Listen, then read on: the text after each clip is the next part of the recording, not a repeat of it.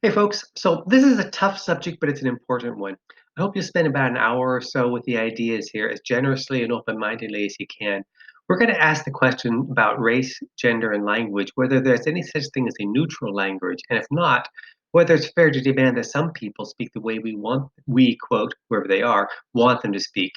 I'm going to ask you to look at a few pages from the chapter on professional style in Suzanne Last's Technical Writing Essentials, especially the sections that promote features of clarity and correctness, the seven part of the seven C's that you probably already looked at. If you're 5 credit, if you're 3 credit, take a download the book, open a couple pages, and get a sense of it.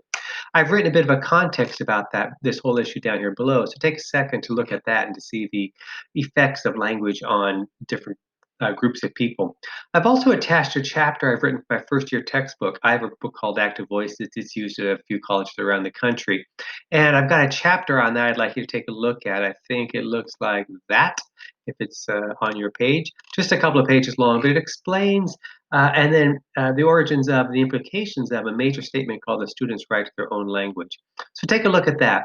And then I'm going to ask you to take a look at DePaul University's website, Writing Center website, Centering Code Meshing at the UCWBL.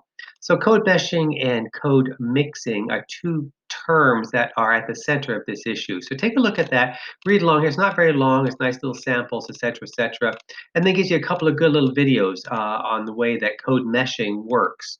So read along there. You can stop at this point if you want to. And then I'm going to ask you to answer a few tough questions. A couple of easy questions, just to get a sense of what's going on, and then ask some tough questions. Position yourself in this controversy.